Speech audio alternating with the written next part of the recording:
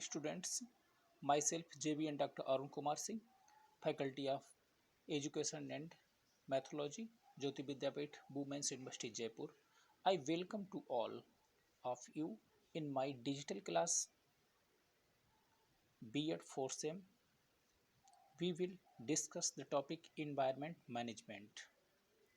Environment management means environment को protect करना होता है, इन्वायरमेंट को मैनेजमेंट करना होता है कि किस तरीके से इन्वायरमेंट को मैनेज करके आप उसको प्रोटेक्ट करके रख सकते हैं, जिससे कि वो इन्वायरमेंट आपके लिए एक ग्रीनरी एटमॉस्फेयर प्रोड्यूस करे, आपको साफ स्वच्छ एयर प्रोवाइड कराए, आपको एक सुखी जीवन प्रोवाइड करवाए. Concept of sustainable development,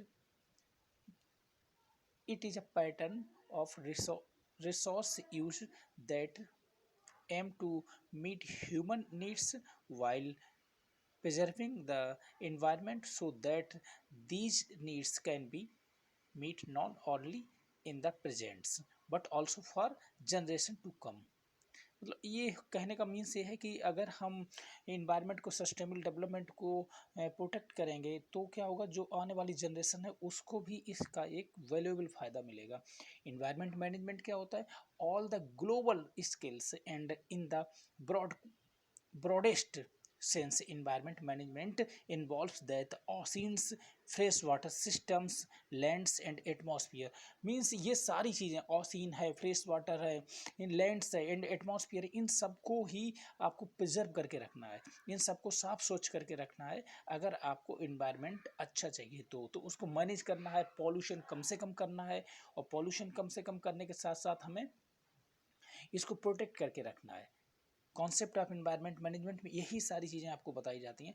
next आता है करेक्टरिस्टिक्स. इसके characteristics, it deals with world affected by humans, it support sustainable development. ये सारी चीज़ें आप किस तरीके से इन्वायरमेंट को कल्टिवेट कर सकते हैं, किस तरीके से ह्यूमन को कंजर्व कर सकते हैं, किस तरीके से बायोडाइवर्सिटी को कंजर्व कर सकते हैं, इन सारी चीज़ों को इसमें रखा जाता है. इससे यही सारे इसके करेक्टर्स होते हैं. एंड कुछ डेफिनीशंस होती हैं, तो डेफिनीशन अलग अलग हैं. कहीं पे हम बात कर लेते हैं कि जहाँ पर बायोटिक एंड अबायोटिक कंपोनेंट्स का आपस में रिलेशनशिप स्थापित होता है, उसे हम इन्वायरमेंट बोल देते हैं. अलग अलग टाइप की अलग अलग डेफिनीशंस हैं.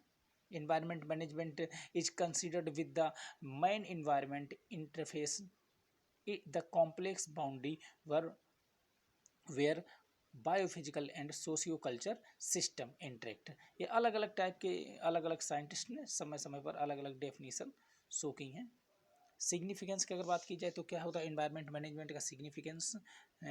अगर देखा जाए तो जनरली अगर हम इन्वायरमेंट को मैनेज करके रखेंगे तो हमें सारे जो नेचुरल रिसोर्सेज होते हैं एंड वो सारे रिसोर्सेज हमें प्रोवाइड होते रहेंगे. ये है इन्वायरमेंट.